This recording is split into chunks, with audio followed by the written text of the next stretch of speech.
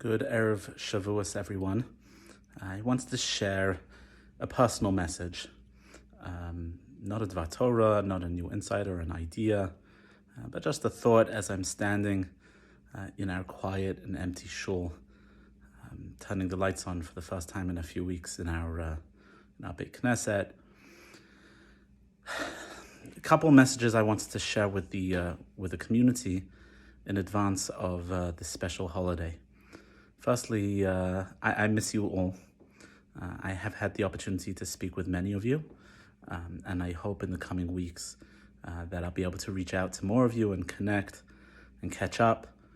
We all have concerns, we all have things we're thinking about, and it's been very helpful to me personally to speak with friends, to speak with each of you, and just to touch base and hear what's on your mind and listen to your concerns and what you're thinking about. And so I've greatly appreciated the opportunity to connect with each of you. If I haven't called you, if I haven't texted you or connected, please reach out to me. In the world that we're living in, it's not so easy to coordinate and keep track of everything. But I do want to speak with everyone and hear from everyone. And I want to let you know that I miss when we gather in this place. I miss the energy, those Shabbatot where every single seat was taken, where we had 225 people coming to our shul, so much so that after 10 o'clock people couldn't get down the stairs that are in front of me. I miss the experience of standing outside in the hot sun and schmoozing with each of you and seeing the kids play football in the mud on the side of our shul. I miss sitting and davening and hearing kids jumping off the couch upstairs, and then one of the leaders of the shul, either Donny Vanderwald or Joe Rombro, or one of the others, running upstairs to make sure that they stop because it feels like the ceiling of this place is going to cave in. And I miss seeing you as each of you daven, as each of you connect with God, thinking about the blessings in your lives. And as we sing together, I miss our singing. And so I wanted to take the opportunity to share just a personal thought and personal message. Shavuos commemorates a moment where we weren't just a nation, but we became a nation with a mission. We became a nation with a purpose, with values that we wanted to teach to the world. And we're still part of that conversation. We're still engaged in that discussion. We're still trying to figure out what are the values that we're trying to teach the world, try to impart to the world, try to model for the world. And I know these past weeks have created some conflict, created some challenges as we think about our own Orthodox Jewish community. We think about the different practices and different approaches to this whole pandemic. It certainly raised some big questions in my mind. And I know it has raised some big questions in some of your minds as well. What are our operating values? What are the most important things to us?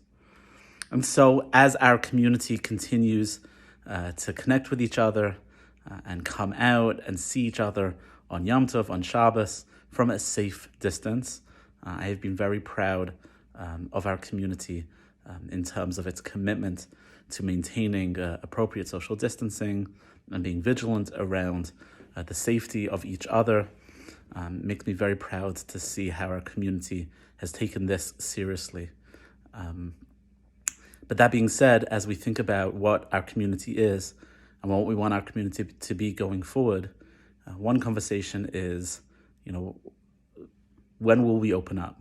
One conversation is when we will make adjustments, minor tweaks going forward so that we can gather in some fashion, in some format. And the shul leadership is talking about it, and we are going to be cautious and we're going to be well informed. And there are many doctors involved in the conversation, those doctors that were mentioned in an email this week, and plenty of other medical professionals and wise and insightful doctors in our community who have also been part of the conversation.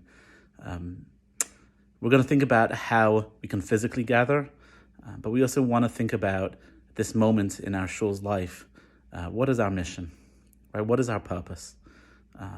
What are we trying to ensure that our children will take away from our shul? What are we trying to ensure our community stands for? I've been so proud and so humbled to be part of a community that raised many thousands of dollars for Hebrew Free Burial Association,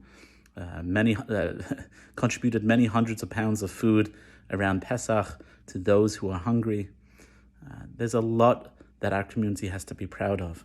And Shavuot is a time that reminds us that we're a people with a purpose. We're a PJC with a purpose. And so while we're not here, while we're not together, while the trademarks of our community are not happening right now, specifically the ritual trademarks, right? The singing and the energy and the good feelings and all the children and all the people and the diversity, while all of those things are right now not happening, trying to explore over the next couple of days what we want to be true about our community going forward, both when we have the opportunity to gather and now in the foreseeable future, in the coming weeks, when we're still trying to figure out what gathering will look like. How do we maintain and build our community? These are some of the questions that I'm thinking about over the coming days. And I do miss discussing them with you and talking it out with each of you. So I do hope to have the opportunity soon to talk. Two things I did want to mention. I want to extend an invitation. I'm going to be learning underneath my carport tonight from 10 to 12. I don't have anything planned in specific. I'm just going to look at a couple halachot that are relevant to Shavuos and see where that takes me. And I would really, we're going to have 6 chairs, probably 5 or 6 chairs set up with appropriately socially distanced. And it would be great if you were interested in joining, to have a chavruta with me from a distance behind the mosque. It's not going to be simple. Please do join me. And of course, be sensitive if all the seats are full and someone's waiting. Rotate. So if you're around and if you're up for it, that would be wonderful. Again, I'm going to be learning there either way. So I would love to see you from a distance. And then tomorrow, 1 to 5 o'clock, we're going to be putting out all different kinds of cold treats, ice cream and ice pops, I believe, at the end of our driveway. And we'll be waving to you from a distance. Again, please come by, grab a cold treat for your family in the honor of the Chag, in the honor of Shavuos. And so that we can celebrate together in the way that's appropriate for us to do so right now. And we can try and make Shavuos special. You know, Shavuos doesn't have matzah, and it doesn't have maror, and it doesn't have a sukkah. Shavuos has ideas. And one of the ideas that is so poignant, so potent in Judaism is the idea of community, how much we need each other. When the Jewish people stood at the bottom of the mountain, Rashi tells us that they were ki'ish echad b'leiv echad. They were like a single person. So now we know the experience, right? We're by ourselves. We're a single person by ourselves in our own homes. The challenge that we have over the next 48 hours or so is to make our leiv echad, is to reinforce our one heart, the one soul of our community.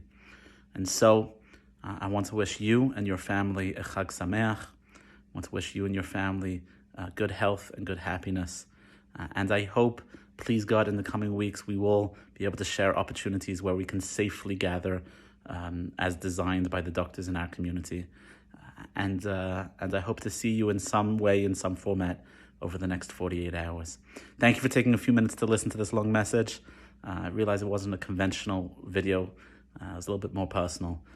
But I really do miss everyone. This space misses you. I miss our energy. And I want to share that in advance of Shavuos. Chag Sameach, stay healthy, and we'll see you around.